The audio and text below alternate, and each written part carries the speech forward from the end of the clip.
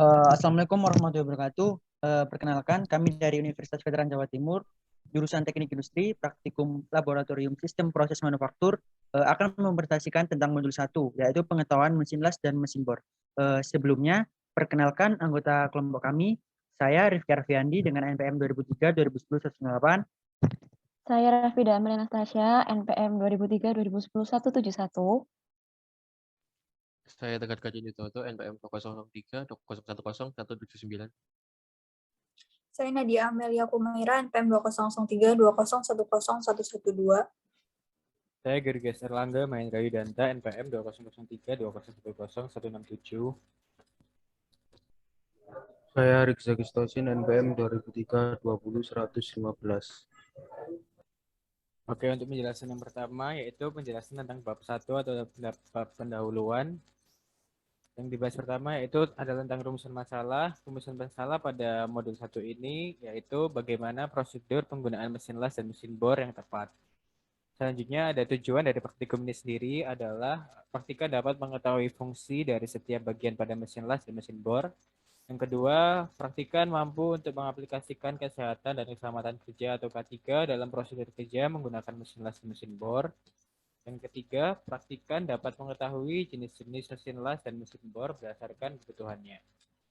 Selanjutnya ada manfaat praktikum.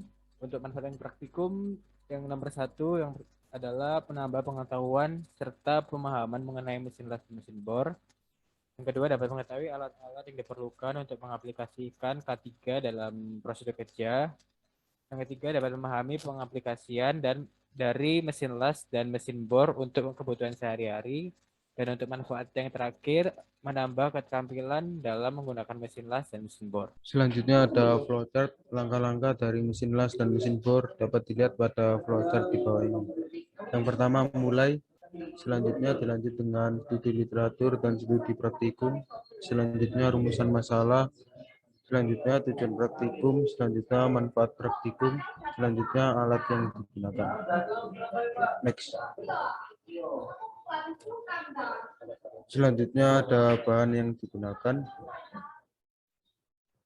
Selanjutnya ada SOP.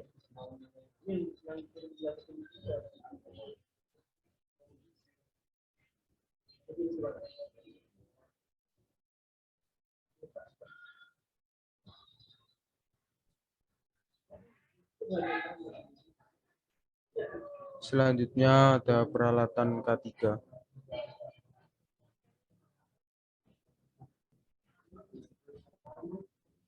Selanjutnya ada paham.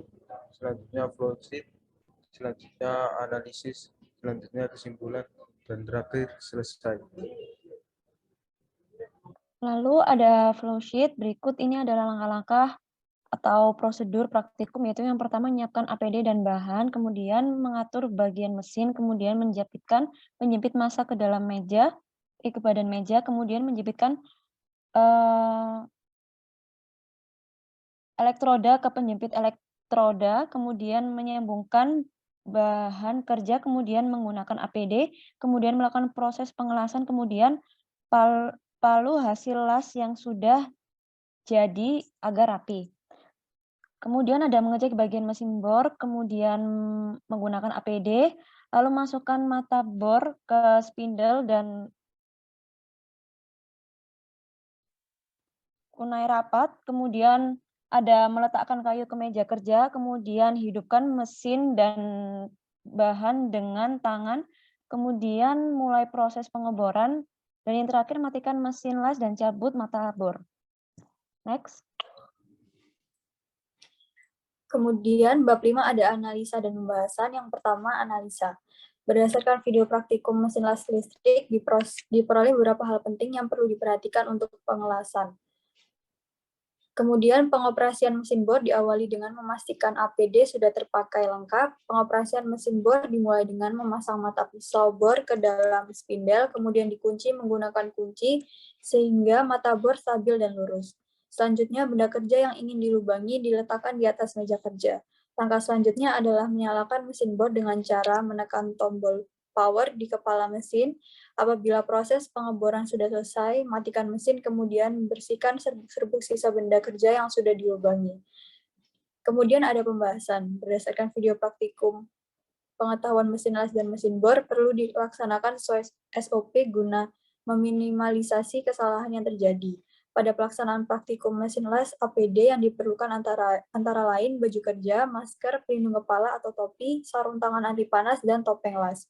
Untuk proses pembersihan bisa menggunakan palu untuk membersihkan kerak atau bisa menggunakan sikat baja untuk hasil yang lebih maksimal pada mesin.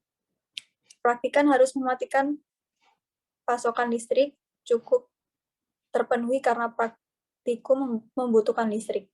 Untuk praktikum mesin bor memerlukan APD kacamata, sedangkan untuk pengoperasian mesin drill atau bor praktikan dapat mengenakan sarung tangan dan masker pernafasan selama proses pengeboran apabila diperlukan.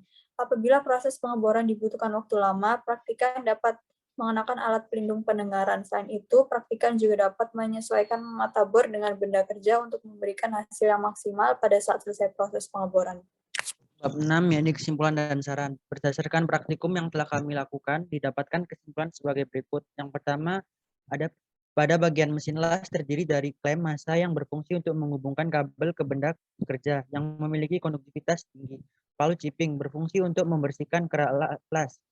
Kabel primer serta kabel sekunder yang berfungsi untuk menghubungkan sumber tenaga dan untuk mengelas, dan elektroda yang berfungsi sebagai pembakar ketika melakukan pengelasan. Pengaruh jarak ujung elektroda diharapkan sama dengan diameter kawat ini. Elektrodanya karena akan menghasilkan riga las yang baik dan halus. Tembusan lasnya baik dan perpaduan dengan bahan dasarnya baik.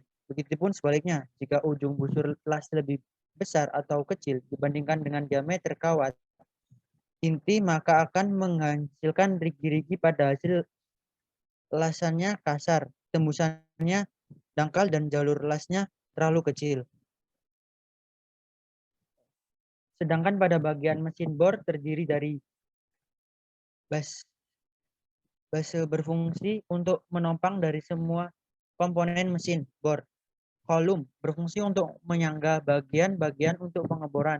Meja berfungsi untuk meletakkan benda kerja yang akan dibor. Mata bor berfungsi untuk membuat lubang.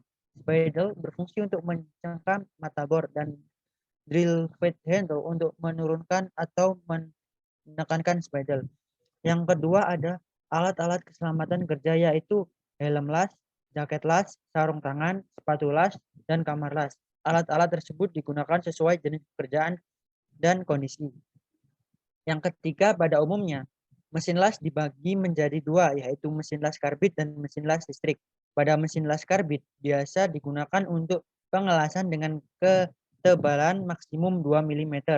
Sedangkan pada mesin las listrik digunakan untuk pengelasan dengan ketebalan bisa diatur sesuai objek penggunaannya. Pada mesin bor radial dirancang untuk pekerjaan besar, sedangkan mesin bor portable dirancang untuk pekerjaan kecil. Faktor kegagalan pengelasan dan pengeboran disebabkan oleh faktor manusia, faktor mesin, faktor metode kerja, faktor lingkungan, dan faktor material. Kemudian setelah kesimpulan terdapat saran. Berdasarkan praktikum yang telah kami lakukan, dapat diambil saran sebagai berikut. Yang pertama, sebaiknya perhatikan keselamatan kerja dengan menggunakan alat pelindung diri sesuai standar.